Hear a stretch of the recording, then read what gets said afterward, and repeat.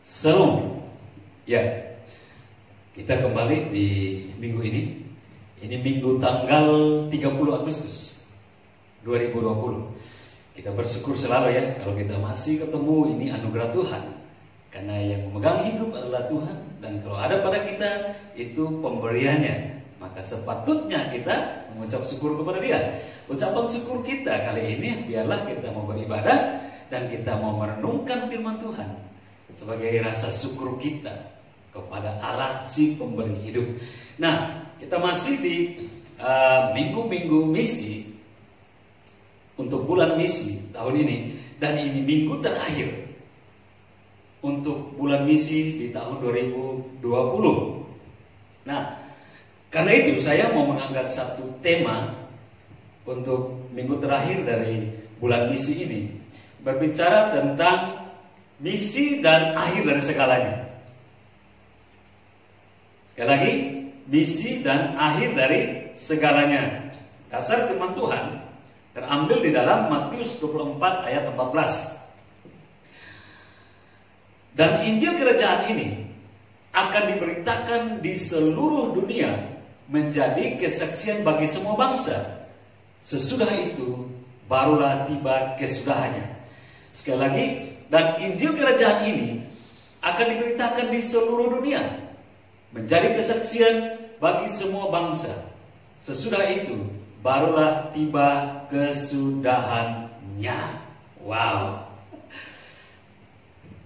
4 minggu yang lewat di bulan Agustus ini, kita sudah berbicara tentang misi ya. Semoga jemaat masih bisa mengingatnya, yaitu tentang apa itu misi dan juga bentuk pelayanannya. Ya, sekedar review kembali bahwa minggu pertama dari tanggal 2 Agustus itu berbicara tentang take and give dari 1 Korintus 11:26. Yesus membahas tentang bahwa kita telah menerima keselamatan dengan cuma-cuma dari Yesus Kristus melalui kematian dan kebangkitannya, maka kita pun harus membagikan kepada orang lain seperti kita yang sudah menikmati keselamatan itu, agar mereka pun dapat mendengar, kemudian percaya dan memperoleh selamat. Di minggu kedua itu berbicara tentang kebahagiaan hamba yang setia dari Matius 24 ayat 45 sampai 51. Di situ saya juga perlu membahas secara garis besar, yaitu bahwa kebahagiaan yang sesungguhnya bagi seorang hamba yang setia itu adalah ketika dia mampu untuk menceritakan tentang tuannya, kebaikan tuannya, kasih tuannya, perbuatan-perbuatan hebat tuannya, yaitu Yesus Kristus, kepada orang-orang yang lapar dan haus akan keselamatan saat menjalani hidup di interval waktu zaman akhir sampai kedatangan Kristus yang kedua. Nah, untuk minggu yang ketiga kita sudah bahas tentang satu tema, yaitu berjaga-jaga menantikan kedatangannya dari Matius 25 ayat 1 sampai 13. Secara garis besarnya saya coba mengulangi lagi, yaitu sebagaimana 5 gadis yang bijaksana dalam perumpamaan itu yang berhasil mengikuti jamuan pesta bersama mempelai laki-laki dengan persiapan yang baik yang sudah dilewati oleh 5 gadis bijaksana itu, demikianlah hal yang sama juga kita harus lakukan sebagai persiapan orang-orang bijak di akhir zaman ini dalam menyambut kedatangan Tuannya atau Tuhan kita Yesus Kristus. Itu minggu yang ketiga. Minggu yang keempat berbicara tentang apa? Berbicara tentang melayani Sang Raja. Baru lewat minggu kemarin ya. Dari Matius 25 ayat 31 sampai 46. Ya, itu bahwa berbicara tentang sesungguhnya kita sedang melayani Raja di atas segala raja, yaitu Yesus Kristus, apabila kita mampu berbuat sesuatu yang baik untuk sesama dengan memenuhi atau menjawab kebutuhan fisik dan spiritual mereka. Ya, itu 4 minggu lewat. Saya cuma mereview kembali supaya menyegarkan ingatan kita, supaya agak ada connect-nya dengan minggu terakhir ini yang akan dibicarakan perihal tentang misi dan akhir dari segalanya. Ya, pertanyaannya begini. Apakah pelayanan atau pekerjaan misi akan terus berjalan sampai selama-lamanya? Atau begini, apakah misi itu akan dikerjakan terus-menerus selamanya? Apa misi kita jawab? Tentu kita bisa menjawab seperti ini. Saya bisa menjawab seperti ini. Namun sebelumnya saya akan memulai dengan membawa kita pada pengetahuan atau pemahaman bahwa segala sesuatu di dunia ini ada batasnya atau akhirnya, gitu ya. Segala sesuatu, sebelum saya menjawab apakah misi ini akan selama-lamanya dikerjakan, nah, untuk menjawab itu saya membawa kita untuk memahami dulu bahwa segala sesuatu di dunia ini ada batasnya atau akhirnya.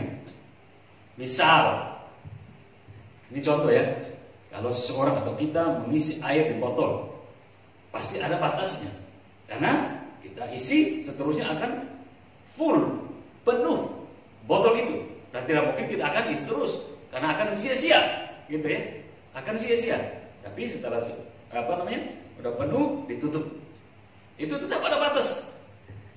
Kemudian berjalan dengan hari siang maupun malam ada batasnya. Tidak selamanya siang. Kasihan nanti kelelawar atau kalong nggak bisa main, kan gitu, tidur terus kan gitu. Atau sebaliknya, tidak selamanya malam. Kasihan nanti ayam nggak bisa main, tidur terus, yang main kelelawar, gitu ya. Jadi tidak selamanya siang, tidak selamanya malam, pergantian, ada batasnya, ada akhirnya, gitu. Atau juga apalagi kaitan dengan kita, film sinetron, lagi heboh-hebohnya atau lagi gandrung-gandrungnya, drakor, drama Korea atau Hollywood atau Bollywood, film sinetron. Tidak selamanya continue, masih ada end, ada the end, tamatnya, ada akhirnya. Dari satu episode yang panjang, tetap ada akhirnya. Nah, demikian juga, ini saya coba bawa kita pahami seperti ini. Hal-hal yang kita harus pahami tentang hal praktis untuk kita masuk ke suatu kebenaran yang kita mau renungkan hari ini tentang misi. Apalagi? Ya, berkarir, bekerja, berusaha. Pun itu tidak selama-lamanya orang akan berkarir, bekerja dalam suatu tempat di mana dia bekerja. Misal, pegawai swasta, pegawai negeri, atau seorang atlet sekalipun, ada batasnya. Iya, tetap ada batasnya. Tidak untuk selamanya dia bekerja di situ. Tidak selamanya dia bekerja sebagai seorang pegawai atau seorang atlet. Dibatasi dengan usia, karena pada usia atau batas-batasnya tertentu harus pensiun. Nah, ini gambaran hal praktis yang kita harus pahami. Segala sesuatu ada batasnya. Demikian pun bumi yang bulat ini, atau bumi bulat lain, planet lain maksudnya, kan gitu ya. Segala sesuatu tempat di mana seluruh makhluk tinggal, itu kita manusia ini juga tinggal di dalamnya, ini akan berakhir, akan tamat, akan end dunia ini, bumi ini. Kan Matius 24 ayat 35, Yesus sendiri mengatakan bahwa langit dan bumi akan berlalu. Itu udah gambaran, itu udah pemberitahuan jelas. Langit dan bumi ini akan berlalu. Artinya apa? Akan hilang. Berlalu ini bukan pergi pindah ke sana, bukan, tapi tentang hilang, lenyap. Tapi perkataanku akan tetap tinggal, tetap, kata Yesus ya. Nah, ini hal yang bisa kita pahami di situ. Nah, jika bumi ini saja akan tamat, akan end, bagaimana dengan pelayanan misi? Tadi kan kita pertanyakan, apakah untuk selamanya? Jawabnya sama, misi pun akan berakhir. Misi pun akan selesai pada waktunya. Sebab kenapa? Sebab karena pada waktunya semua yang terlihat ini tidak akan ada lagi. Karena objek dari misi adalah jiwa-jiwa. Lah kalau dunia, langit pun gak ada, bagaimana ini pribadi dalam daging masih tetap ada? Pun akan hilang. Manusia dalam daging kan gitu ya, akan hilang. Nah kalau objek manusia dalam daging hilang, misi mau kemana? Secara langsung pun akan berakhir. Ini jadi jawabannya kita dapat bahwa pertanyaannya apakah untuk selamanya akan selama-lamanya misi ini? Gak akan pada waktunya juga berhenti. Itu jawabannya. Jadi kita balik kepada pertanyaan tadi, apakah pelayanan pekerjaan misi itu akan terus berjalan? Kita udah dapat jawabannya? Tidak. Itu jawabannya. Tidak. Yang pastinya ini. Tapi yang pastinya akhir, kita berbicara tentang akhirnya gitu ya. Apakah akan berakhir misi itu? Iya, pasti akan berakhir. Nah, tapi yang pasti dari akhirnya itu indah. Nah, akhir dari misi itu indah. Bahkan lebih indah dari segala sesuatu, sangat indah, dan keindahannya itu tiada terkatakan. Wow, ini makin menggeliti kita. Kalau begitu seperti apa keindahan itu? Kita main-main dengan arti atau makna bahasa ya. Kalau udah bilang tiada terkatakan berarti tiada yang terukur. Jadi kalau boleh ada gambaran-gambaran yang ada di ini seperti indah-indah ini tiada terkatakan, berarti tiada sebanding dengan keindahan yang ada di dunia ini. Itu dimaksudkan yang ada tiada terkatakan. Tiada lagi bisa menggambarkan yang sesuatu puncak keindahan dunia ini pun tidak dapat menggambarkan suatu keindahan yang dari akhir misi itu. Maka disebut dengan tiada terkatakan keindahan itu. Kalau begitu, yang harus kita mau fokus, memang bersusah-susah sementara kita melaksanakan misi, mengabarkan Injil ini kepada dunia ini, tetapi fokus kita kepada melihat suatu lebih besar itu keindahan yang tiada terkatakan ini. Seperti apa? Itu hati seseorang dalam penginjilan akan meluap-luap, karena dia tidak melihat pada kesusahannya saat ini dalam bermisi, tapi dia melihat suatu keindahan yang di ujung sana yang sudah menanti dia. Itu membuat orang bersemangat, bersuka cita, gembira yang tiada terkatakan, dan orang lain tidak bisa memiliki itu. Hanya dia dalam hubungannya dengan Tuhan melalui pelayanan misi yang sementara dia kerjakan. Nah, akhirnya kita boleh berkata begini, jadi bersusah-susah dahulu, bersusah-susah dahulu mengabarkan Injil, bersusah-susah dulu membawa misi, baru kemudian dapat melihat kemuliaannya. Kalau udah mau bersusah-susah dahulu, jadi ingat era 90-an ya gitu ya. Dulu ada film mini seri di TVRI, Sengsara Membawa Nikmat, perjuangan lebih dahulu, baru kemudian kenikmatannya dinikmati setelah itu. Kemudian, nah kalau begitu, keindahan yang tidak terkatakan ini seperti apa? Dalam Matius 25 ayat 3, Matius 25 ayat 1 sampai 13, keindahan itu digambarkan begini. Seperti 5 gadis bijaksana. Ini sudah kita bahas ya di minggu kemarin tentang berjaga-jaga itu. Digambarkan keindahan ini tentang 5 gadis yang bijaksana. Keindahan yang tiada terkatakan itu, keindahan yang luar biasa hebatnya itu, di mana mereka berhasil dalam penelitian yang penuh tantangan itu, mereka berhasil bertemu dengan mempelai laki-laki, dan mereka didapati layak untuk masuk di dalam pesta itu, dan kemudian mereka masuk bersama dengan mempelai di dalam ruangan pesta itu, pintu ditutup, dan mereka menikmati sukacita yang luar biasa di dalam rumah pesta itu.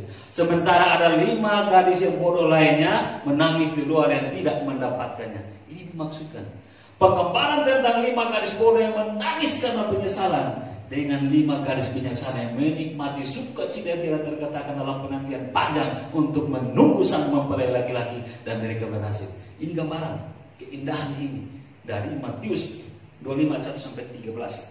Tapi di dalam Yakobus 5 ayat 7 penggambarannya sedikit agak unik lagi. Penggambaran keindahan ini dari suatu penantian dengan pekerjaan berat yang harus dikerjakan.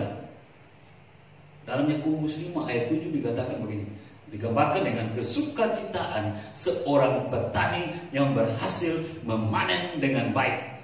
Setelah apa? Setelah penantiannya itu melewati 2 musim. Hujan musim gugur dan melewati hujan musim semi. Wow, ini digambarkan seperti seorang petani yang luar biasa, menantikan panennya. Tapi waktu dia melewati semua tantangan-tantangan itu dengan 2 musim hujan musim gugur, hujan musim semi. Tapi saya juga terlalu percaya karena dia dari kenyataannya bahwa ketika padi itu sementara menguning panen itu banyak tantangan, banyak hal yang bisa lewat situ. Di situ ada belalang-belalang, pelahap semua, burung-burung, bahkan segala macam hal yang bisa membuat tidak berhasil panen itu. Dan si petani harus berjaga-jaga. Apalagi kalau dilihat dari awal dia menanam, dia membajak tanah sawah itu, kemudian dia menanam, dia harus hujan, dia harus panas, dia tetap merawat baik-baik, dan dia menunggu sampai 2 musim ini, 2 musim hujan itu. Nah, setelah semua lewat itu dia dapat memanennya. Ini hal yang luar biasa. Sukacita yang tiada terkatakan. Orang yang tidak turut capek, orang yang tidak turut berlelah dalam pekerjaan itu, yang tinggal hanya makan di meja, menikmati beras yang terbaik. Dia tidak menikmati sukacita yang sama dengan seorang petani yang walaupun mungkin tidak makan di meja yang baik, hanya makan di beralas koran di tanah merah, tapi dia bisa menikmati suatu sukacita. Kenapa? Dia bercapek-capek mengerjakannya. Dia bercapek-capek mengolah semua itu. Sukacita yang tidak terkatakan. Ini gambaran dikasih akhir dari semuanya itu. Saya pernah mengalami hal seperti ini waktu pelayanan di kampung. Cari jiwa-jiwa, dan akhirnya di situ dapatlah beberapa jiwa yang bisa saya tinggal di situ melayani, tapi semua belum percaya. Tapi di situ karena kehadiran saya, sehingga di situ lebih banyak orang petani, dan mereka selain tanam padi di sawah, ada juga yang padi di dekat-dekat rumah atau di bawah-bawah bukit. Dan waktu mau panen, walaupun yang belum percaya, yang masih agama suku, karena menghormati saya, mereka ajak saya untuk mendoakan secara Kristen. Lalu setelah mendoakan, kita sama-sama mengambil sabit atau arit dan memanen. Saya nggak biasa merupakan itu, tapi saya coba mau melakukan itu bersama-sama mereka. Mereka menyanyi pakai bahasa mereka, saya juga ikut nyanyi. Bayangkan saya tidak turut ikut capek untuk membajak tanah itu, membersihkan rumput dan sebagainya, tidak ikut panas-panas, tidak ikut hujan-hujan. Tapi pada waktu panen saya turut hadir memanen, sukacita saya luar biasa. Saya bayangkan apalagi dengan mereka yang sudah berjelah, sudah bersusah-susah mengurus padi itu dari kecil sampai panen. Bagaimana sukacitanya, kan gitu. Ini gambaran dalam Yakobus 5 ayat 7 seperti itu. Penantian akan akhirnya dengan suatu keindahan yang tidak terkatakan. Dalam hal misi digambarkan seperti itu. Tetapi namanya penggambaran, artinya yang asli itu lebih dari apa yang digambarkan. Keindahan misi lebih dari apa yang digambarkan oleh 5 bijaksana gadis ini dan juga petani-petani yang dapat memanen hasil. Tentu lebih daripada itu, kenikmatan atau keindahan dari akhir misi ini. Apa itu? Keindahan dari akhir misi lebih dari segalanya. Kita kasih pertanyaan, seperti apa kalau lebih dari segalanya?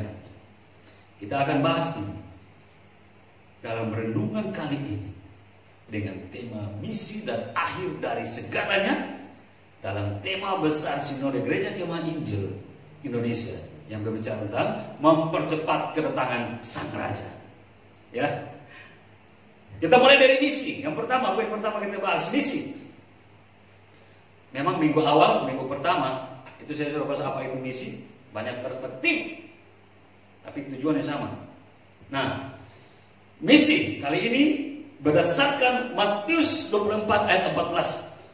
Di situ dia berkatakan, Matius 24 ayat 14, dan Injil kerajaan ini akan diberitakan ke seluruh dunia menjadi kesaksian bagi semua bangsa, barulah tiba kesudahannya. Ya, misi berdasarkan Matius 4 ayat 14 ini yang dimaksud adalah memberitakan Injil kerajaan kepada siapa? Kepada semua orang yang belum mendengar dan belum percaya. Itu objek misi, mencari mereka atau jiwa-jiwa atau orang-orang yang belum mendengar dan belum percaya kepada Injil kerajaan itu. Injil kerajaan yang dimaksud itu apa? Injil kerajaan yang dimaksud berbicara tentang Yesus Kristus dengan semua pengajarannya yang menghidupkan. Karena kalau bicara tentang kerajaan pasti ada rajanya, kan gitu ya. Ini penggambarannya. Membawa Injil kerajaan berarti kita membawa rajanya. Berbicara tentang Yesus Kristus, rajanya itu, kepada dunia atau orang-orang yang belum mendengar dan juga belum percaya. Matius 28 ayat 19 sampai 20. Karena itu pergilah, jadikanlah semua bangsa muridku, dan baptislah mereka dalam nama Bapa dan Anak dan Roh Kudus.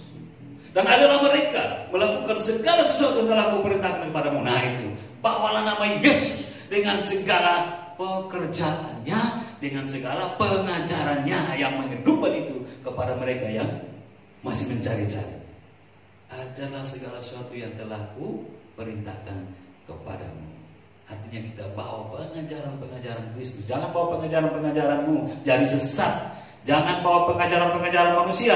Bawa pengajaran-pengajaran dari Yesus. Dari mana kita dapat? Dari Alkitab. Bawa itu. Itu yang tepat untuk jadi bekal kehidupanmu dan kehidupan orang-orang yang akan mendengar pengajaran darimu melalui Kristus Yesus. Dan ketahuilah, aku menyertai kamu senantiasa sampai pada akhir zaman. Allah kita menyertai kita sampai pada akhir zaman. Yang kita bicara ada akhirnya. Pada akhirnya juga misi akan berhenti di dunia ini. Karena dunia ini juga akan berakhir. Dan waktu kita pergi, kita bertanggung tentang Injil kerajaan Allah. Itu kita membawa nama Raja di atas segala raja, itu Yesus Kristus, dengan segala apa? Segala pengajaran-pengajaran yang memiliki kuasa untuk menghidupkan itu. Itu misi yang hari ini kita mulai bahas di akhir minggu bulan ini. Nah, tapi lihat, ada hal-hal menarik yang kita bahas di sini, yang kita mau pahami di sini. Menariknya tentang kata kerajaan. Karena di Matius 25 ayat 14 bilang, dan Injil kerajaan ini akan diberitakan di seluruh dunia. Dan Injil kerajaan ini ada kata kerajaan. Apa sih maksudnya kerajaan ini? Apakah sama dengan kerajaan-kerajaan dunia yang dimaksudkan? Atau kerajaan-kerajaan suku-suku yang masih hidup di setiap bangsa? Atau yang seperti apa? Saya coba lihat apa sih maksud ini. Dari The New Analytical Greek Lexicon, memang dalam tafsiran King James Version dan International Bible itu kingdom. Tapi dalam pemahaman ini dia memiliki suatu artinya menunjuk kepada royal.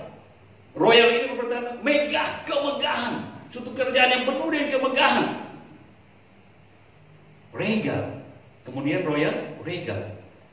Ini berbicara tentang keagungan. Keagungan. Diukurkan dalam kemegahan, diukurkan dalam keagungan Injil kerajaan ini. Samakah dengan dunia kerajaan ini? Berbeda, karena ini penggambaran. Dalam kasus ini majasnya metafora, atau bentuk kata ini adalah metafora, hanya diumpamakan. Karena kita nggak langsung paham tentang kerajaan Allah yang hebat itu, yang maha megah dan maha agung dan maha kuasa. Otak kita, mata kita yang lahir ini nggak mampu untuk memahami yang besar itu, sehingga kita hanya bisa dimampukan dengan penggambaran-penggambaran yang ada di dunia ini. Jadi kalau bicara kerajaan berarti berbicara tentang apa? Ada rajanya, ada apa? Ada wilayahnya, ada apa lagi? Ada masyarakatnya, ada warganya. Raja kita siapa? Yesus Kristus.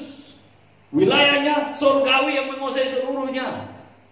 Bangsanya, rakyatnya, kita orang-orang percaya yang dikuduskan oleh darahnya sendiri. Nah ini penggambaran untuk supaya kita memahami. Tetapi entry point-nya dari maksud metafora ini memiliki perbedaan yang sangat tinggi. Tidak seperti kingdom-kingdom atau kerajaan-kerajaan yang kita tahu, yang kita lihat dunia saat ini, atau yang kita nonton film-film klasik. Bukan seperti itu. Perbedaannya dimaksudkan dari gaya bahasa metafora ini jauh berbeda, lebih tinggi kerajaan yang dimaksudkan. Dan itu digambarkan di dalam seperti kita lihat 1 Petrus 2 ayat 9. Dan 1 Petrus 2 ayat 9 dikatakan begini, tetapi kamulah bangsa yang terpilih. Coba, penggambarannya bangsa. Imamat yang rajani. Memang dikatakan kita yang terpilih menjadi bangsa.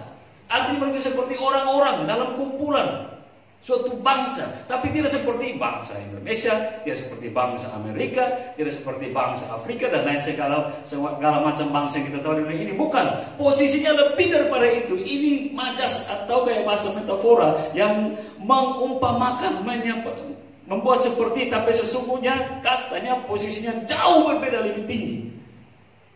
Di mana kita tahu? 1 Petrus 2 lebih lanjut, imamat yang rajani, bangsa yang kudus. Wah, ini mulai nanjak naiknya kan gitu ya. Bangsa yang kudus, kudusnya ini mulai membuat posisi sesungguhnya. Seperti apa kita dalam kumpulan anak-anak, kumpulan di dalam Tuhan. Kita memang digambar seperti bangsa, tapi bangsa yang posisinya lebih tinggi, yaitu dalam kekudusan. Umat kepunyaan Allah sendiri. Ini poin yang luar biasa. Jadi penggambaran memberitakan tentang Injil kerajaan berarti kita membicara tentang kemegahan, kekuasaan, keagungan, kebesaran dari Allah di atas segala Allah, dari Raja di atas segala Raja, yang tiada terukur, yang tiada terkatakan, tiada tertandingi. Itu bahasa manusia yang sampai di situ. Ter. Karena sesungguhnya manusia tidak mampu lagi untuk mengukur keagungan, kebesaran Allah di atas segala Allah, Yesus Kristus. Tapi ini bagian dari misi yang kita harus bawa kepada dunia ini, supaya semua memiliki keselamatan yang daripadanya. Itu yang pertama tentang misi. Yang kedua, karena tadi bilang apa? Apakah akan terus berjalan misi ini sampai selama-lamanya? Jawaban kita sama ya? Tidak. Berdasarkan alasan yang sudah saya kasih di awal tadi. Artinya akan berakhir. Kan gitu ya. Nah, poin kedua, ini berbicara tentang akhir misi. Karena dalam Matius 24 dan 14 tadi, barulah tiba kesudahannya. Ada kesudahan, ada akhir dari misi. Apa maksud dari kesudahan itu? Apa maksud dari kesudahan itu? Ya, artinya akan berakhir. Kapan? Langit dan bumi ini akan hancur. Disitulah bagian dari terakhir. Semua misi yang dilaksanakan. Itu yang disebut dalam 2 Petrus 3 ayat 12. Yaitu kamu yang menantikan dan mempercepat kedatangan hari Allah. Pada hari itu langit akan binasa dalam api, dan unsur-unsur dunia akan hancur karena nyalanya. Bayangkan, unsur-unsur dunia apa? Ada 3 matra ya kan gitu ya. Seperti angkatan bersenjata kita, ada 3 matra. Matra laut, darat, udara. 3 unsur dunia, laut, darat, udara, langit, semua akan binasa, akan hancur dalam nyala api yang luar biasa dari Maha Kuasa untuk menghancurkan dunia ini dengan segala penuh kejahatannya. Maksud dari kesudahan itu seperti itu. Akan berakhir misi ini, dan bentuk dari kesudahan itu digambarkan dengan keadaan dunia akan porak-poranda. Dan itu betapa luar biasa dahsyatnya porak-poranda itu. Semua hanya kita bisa katakan tiada terkatakan gitu ya. Tiada terkatakan. Nah, bahwa hal itu akan terjadi. Artinya kehancuran-kehancuran hebat itu akan terjadi. Bila apa? Bila semua suku dan bangsa sudah mendengar tentang Yesus, Raja dari Injil kerajaan itu kan gitu ya. Entah mereka mau percaya atau enggak, itu urusan mereka. Tapi kalau semua suku dan bangsa sudah mendengar tentang kebenaran ini, tentang Yesus dan Injil kerajaan, maka itu sudah sampai pada kesudahannya. Ya, karena kita tak berpegang kepada Matius 24 ayat 14. Dan Injil kerajaan ini akan diberitakan ke seluruh dunia, menjadi kesaksian bagi semua bangsa. Barulah tiba kesudahan. Jadi ketika semua sudah mendengar, berbicara mendengar ini tidak berbicara dan percaya. Entah dia mau percaya atau enggak, tapi udah semua mendengar, di situ selesai. Karena tadi apa? Objeknya manusia. Jadi ketika ada satu manusia pun yang belum mendengar, maka Injil ini akan mengejar dia. Misi ini akan menuju kepada dia. Meski satu orang pun. Tapi kalau nanti satu orang yang paling titik terakhir, kita nggak tahu siapa gitu kan. Dan kita tidak tahu di mana kapan waktu itu. Tapi kalau udah sampai di itu, perkataan Matius akan terjawab. Selesai sudah. Akhir dari misi itu. Tanda-tandanya seperti digambarkan dalam 2 Petrus 3 ayat 12. Akhir dari semuanya. Baru tiba kesudahannya. Ini membuat kita untuk terpacu, termotivasi. Bahwa apa yang kita kerjakan saat ini, saudara-saudara kita yang sementara bersusah payah untuk mengerjakan misi di garda depan, hendaklah engkau berpikir bahwa tidak untuk selamanya engkau mengerjakan, tidak untuk selamanya engkau berjelah, tidak untuk selamanya engkau menangis, tidak untuk selamanya engkau bergumul, tidak untuk selamanya engkau bersakit-sakit membawa misi buah Injil dunia ini. Karena ada masa di mana engkau akan berhenti dan engkau akan beristirahat. Karena Tuhan kasih kesempatan engkau berlalu saat ini, tapi ada waktu di mana Tuhan kasih engkau beristirahat. Karena misi pun akan beristirahat. Jadi sekarang siapapun yang engkau melakukan pekerjaan misi, lakukanlah dengan semangat, lakukanlah dengan sukacita, lakukan dengan motivasi bahwa nama Kristus yang akan diberitakan. Sehingga dalam pemahaman seperti ini akan membuat kita membawa kabar keselamatan itu dengan sukacita. Bukan menjadi suatu beban, bukan menjadi suatu masalah, atau bukan menjadi suatu paksaan dari gereja, dari hamba-hamba Tuhan lain. Tapi memang ada dorongan atau niat sukacita karena kita tahu apa yang kita lakukan saat ini adalah menanti suatu akhir yang baik, suatu akhir yang indah yang tidak terkatakan. Itu harus kita bawa dalam mindset kita bahwa ketika kita melayani Tuhan tidak untuk selamanya dunia ini, tapi akan ada masanya di mana kita selesai dengan semua pekerjaan ini untuk menikmati semua yang terbaik. Itu yang ada dalam kebenaran firman Tuhan. Ini yang kita bawa dalam tema minggu ini, minggu akhir. Misi dan akhir segala sesuatu. Mempercepat kedatangan Sang Raja. Itu poin yang kedua. Poin yang ketiga, setelah misi, setelah akhir dari misi, yang ketiga, kaitannya berbicara tentang keindahan setelah misi. Ya. Yang ketiga poin berbicara tentang keindahan setelah misi. Nah, dari tadi kan pertanyaan apa sih keindahan yang tidak terkatakan ini? Dari tadi pertanyaan terus kita belum jawab. Sekarang kita mau jawab. Keindahan yang tidak terkatakan seperti apa? Tentu keindahan ini kan namanya tidak terkatakan ya. Artinya tidak terbanding. Memang diumpamakan ada seperti keindahan ini, keindahan itu.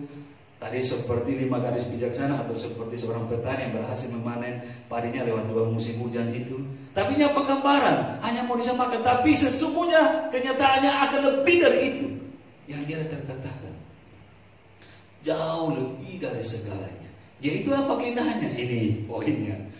Yaitu bahwa apa? Pada akhirnya dari semua sudah selesai, genaplah sudah keindahan ini. Kita beristirahat untuk melihat dengan mata kepala kita sendiri kedatangan Tuhan kita, Yesus Kristus, Sang Penyelamat Agung. Face to face. Melihat dia datang dalam kemuliaannya, di dalam kekuasaannya yang tiada terbendung lagi, yang tiada dapat yang bisa untuk menghalang-halangi lagi. Ini yang dimaksudnya keindahan. Apakah ada keindahan yang bisa dibanding dengan keadaan nanti yang seperti dikatakan dalam Lukas 21 ayat 27-28? Saya kira tidak. Oke lah, mungkin raja dunia boleh datang. Lalu kita dulu kalau masih kecil kan, kita masih SD, kalau presiden atau raja-raja mau lewat, kita disuruh diatur di pinggir jalan, lalu kemudian pegang bendera dan kita ore gitu kan gitu. Tapi apakah kita menikmati sukacita itu? Kadang kita juga lawan, karena kita nggak lihat mobil itu yang membawa pemimpin itu langsung lewat dan kita tertinggal dan tidak menikmati sukacita itu. Kita hanya dipaksa untuk pergi melihat dan menyambut kedatangan orang besar. Ini beda, penggambarannya ini lebih daripada itu. Kemuliaannya yang semua akan melihat, orang-orang percaya akan melihat. mata dengan mata. Keadaan sesungguhnya Allah kita yang selama ini kita berdoa dalam nama Yesus, tapi kita gak kenal. Akhirnya juga kita akan kenal setelah misi semuanya selesai. Itu ya. Karena di dalam Lukas 21 ayat 7-8 keindahan yang digambarkan begini. Pada waktu itu orang akan melihat Anak Manusia datang dalam awan dengan segala kekuasaan dan kemuliaannya. Wow. Kalau udah bilang segala kekuasaan dan kemuliaan dari Allah di atas segalanya, pemimpin dan segalanya, berotoritas atas surga dan semuanya, bagaimana yang menggambarkan kan keindahan itu? Kalau ada manusia yang mampu menggambarkannya, dia hebat. Tapi saya percaya tidak ada yang bisa menggambarkan saat ini, kecuali nanti kita melihatnya. Itu gambaran yang sesungguhnya kita akan lihat. Nah, itu yang tadi saya bilang dari awal, tiada terkatakan, tapi nanti akan terkatakan setelah misi ini lewat semuanya, dia datang menggenapi janjinya. Apabila semuanya itu mulai terjadi, bangkitlah dan angkatlah mukamu, sebab penyelamatanmu sudah dekat. Wow, ini keindahan-keindahan yang tiada terkatakan. Tapi akhirnya kita akan melewati, akan menikmati itu setelah balik lagi misi sudah berakhir. Keindahan setelah misi. Ini hal-hal yang kita coba ya menggelitik hati kita untuk memahami tentang hal misi. Misi ini tidak sekedar hal yang sederhana, tapi ini misi berbicara tentang kekuatan di atas segalanya. Kenapa kita membawa kabar berita damai sejahtera, berita kehidupan ini tentang Injil kerajaan, di mana Raja Allah Yesus Kristus sendiri dan penuh dengan kemuliaan kuasa, dan setiap orang yang menerimanya memiliki semua kemuliaan itu. Wow, inilah keindahan kemuliaan yang tiada terkatakan itu. Dan seluruh makhluk sangat rindu menyaksikan saat-saat tersebut. Setelah genap waktu dan genap seluruh suku bangsa di seluruh dunia diinjili atau dijangkau dengan pelayanan misi. Kan Roma 8 ayat 19 dikatakan apa? Sebab dengan sangat rindu seluruh makhluk menantikan saat anak-anak Allah dinyatakan. Maksudnya apa di sini? Ini dijawab di dalam Matius 25 ayat 31-34. Matius 25 ayat 31-34 dibilang, apabila Anak Manusia datang dalam kemuliaannya dan semua malaikat bersama-sama dengan dia, maka ia akan bersemayam di atas tahta kemuliaannya. Lalu semua bangsa akan dikumpulkan. Ini makhluk-makhluk, seluruh makhluk. Lalu semua bangsa akan dikumpulkan di hadapannya, dan ia akan memisahkan seorang dari seorang, sama seperti gembala memisahkan domba dari kambing. Dan ia akan menempatkan domba-domba di sebelah kanannya dan kambing-kambing di sebelah kirinya. Dan raja itu akan berkata kepada mereka yang di sebelah kanannya, itu domba-dombanya itu, mari hai kamu yang diberkati oleh Bapakku, terimalah kerajaan yang telah disediakan bagimu sejak dunia dinyatakan. Sebab apa? Sejak dunia dijadikan. Ini yang dinantikan di dalam Roma 8 ayat 9. Statusnya, posisinya anak-anak Allah ini ingin supaya cepat-cepat dinyatakan. Karena Roma 8 ayat 19 dikatakan apa? Sebab dengan rindu seluruh makhluk menantikan saat anak-anak Allah dinyatakan. Maksudnya dinyatakan apa? Supaya ada perbedaannya. Ini selama ini kalian olok-olok kami kan? Kalian olok-olok kekristenan, kalian olok-olok Tuhan kita, kalian olok-olok Injil, kalian olok-olok gereja dan lain sebagainya. Iman kami kalian lecehkan dan sebagainya. Kami sudah sangat rindu untuk menanti bagaimana kami dipisahkan dengan kamu. Menjadi kami adalah domba dan kalian adalah kambing. Dan ini dalam Roma 8:11 menantikan hal itu. Anak-anak Allah menantikan hal itu. Seluruh makhluk menantikan saat-saat anak-anak Allah dinyatakan. Di dalam Matius 25 ayat 31-34 menjawab itu. Kita menantikan itu. Tapi itu akan terjadi setelah misi berakhir. Kekasih-kasih Tuhan, marilah selama ada kesempatan di zaman akhir ini, sebelum semua ini berakhir gitu ya, atau sebelum semua kita berakhir, jangan bilang semua, atau sebelum kita berakhir, marilah sebagai orang yang sudah diselamatkan Tuhan, dan kita sudah menikmati keselamatan itu, ada tanggung jawab dalam diri kita, supaya kita juga mengambil tanggung jawab itu dengan sukacita, bukan paksaan, bukan beban, tapi dorongan dengan suatu pengetahuan iman yang benar, melayani Allah, melayani Tuhan yang hebat, dan pergi. Gak usah sampai ke ujung dunia sana, atau ke tengah dunia di mana dekat kita. Ada jiwa-jiwa yang membutuhkannya, ada jiwa-jiwa yang belum terlayani, dapat kita melakukannya sebagai bentuk pelayanan misi kita, membawa kabar Injil kerajaan Allah, memperagakan kepada mereka tentang siapa Yesus itu, dengan kasihnya, dengan perbuatannya, dengan kematian kebangkitannya untuk keselamatan kita. Dan itu kasih Tuhan. Biarlah kita mulai menyerahkan tanggung jawab kita, untuk kita lebih giat lagi melakukan perintah Tuhan sebagai pelayanan misi, pelayan misi di akhir zaman ini. Dan kalau saya boleh tutup untuk renungan ini di akhir dari bulan misi tahun 2020, hendaklah kita giat mengerjakan tugas dan tanggung jawab orang-orang yang sudah diselamatkan sebagai pelayan-pelayan misi dari Tuhan di zaman akhir ini, untuk keselamatan dunia. Sebab pelayanan mulia yang kita lakukan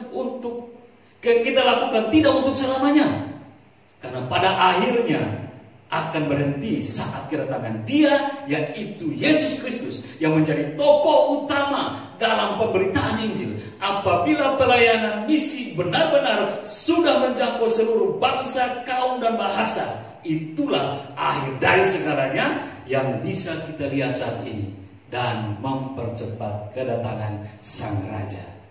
Amin ya.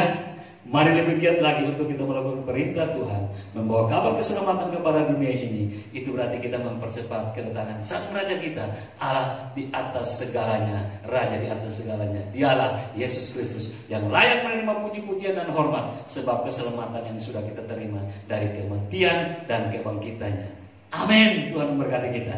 Salam.